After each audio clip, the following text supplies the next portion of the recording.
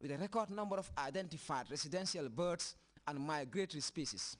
The Smiling Coast guarantees a naturally exciting nirvana for birders and lovers of tranquil woods overlooking the Atlantic. A day's trip beginning in the southern boundaries of the west coast will take one to the lush and merry coastal wetlands nuzzled within hilly marshlands, all striking with a sea of reeds where colorful birds love to rest on in the early morning. This quiet setting is also the abode of a delightful web of varieties such as the bright and sporty spur-winged plover, straight-headed heron, starlings, and a rowdy population of yellow-fronted barbets, which almost dare the onlooker to catch them steady for a moment as they hop and dance about unstoppingly on the bushy undergrowth and tall trees. Other popular species that inhabit this rich bio-network include a wide range of kingfishers, from the pied to the kingly malachite. One can hardly miss the handsome gray-headed kingfisher among other types. It's summertime, the farms are flourishing again, which is good news for the plantain eater. Scores of the variety make their home in cultivated fields and plantations around the country, sampling the crops even before harvest commences.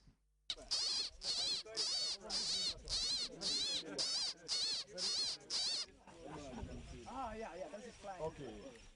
See some sunbirds as well.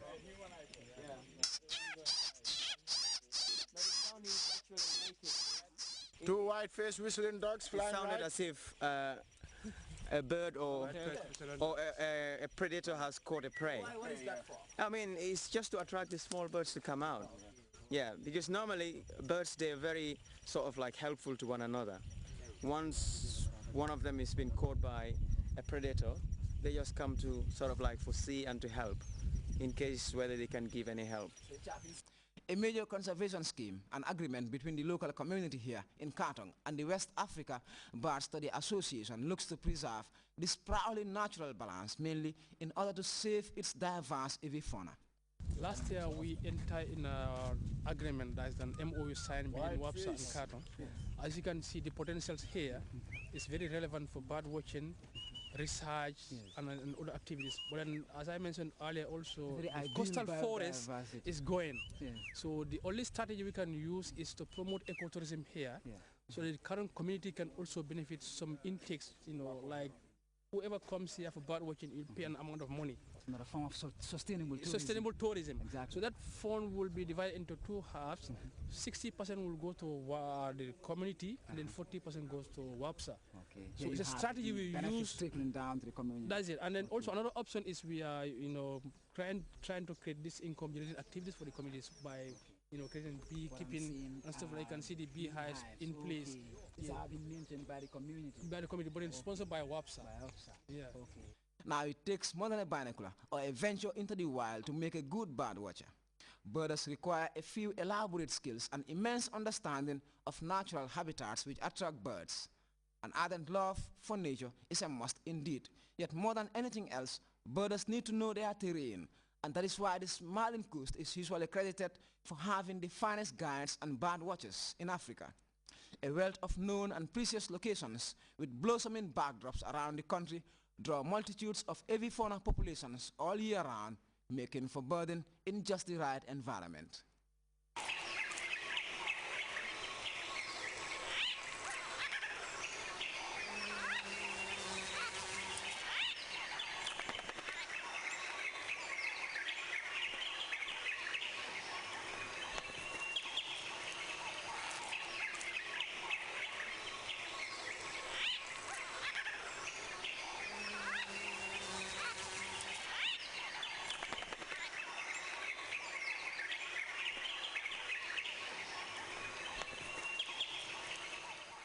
For a day with pelicans and the range of water birds in the Gambia, visit the Tanje Fish Landing site. It's an airborne spectacle of beautiful birds in flight around the sea and shoreline, with others feasting on abundant supplies of fish. It's just the vista for a relaxing and comforting break with birds on the Smiling Coast. This is a baobab tree. Presently you have a hooded vulture there, village weaver, Catholic Grts, they all roost in there, because they are having a shade-in, resting there because it's hot, and then come down when it's very cold down, and then come to pick up their food. That's where they live, So and it's essentially important, to conserve. To conserve it, you can see the nest by yourself. Yes, I can see the nest As my hanging colleague around. was saying, most of our birds, especially 5% of the Gambian birds, are colonial breeders. Colonial breeders, And okay. these colonial breeders, they don't breed Okay. on the ground. They tend to breed in trees. Trees, okay. So if you cut down the tree or a forest, you have destroyed them. A wealth of seagulls, pelicans and other seabirds here at the Tanje Beach, showing just why this country is the definite bird watching haven. Now, that's it for this edition of the expedition. But do continue to join us. Expedition is on a brand new season characterizing the delightful disposition of the smiling coast. Don't forget you can watch this program and many more on our website, that is on www.grts.gm. Until we meet again, bye. Enjoy the rest of the evening with GRTS.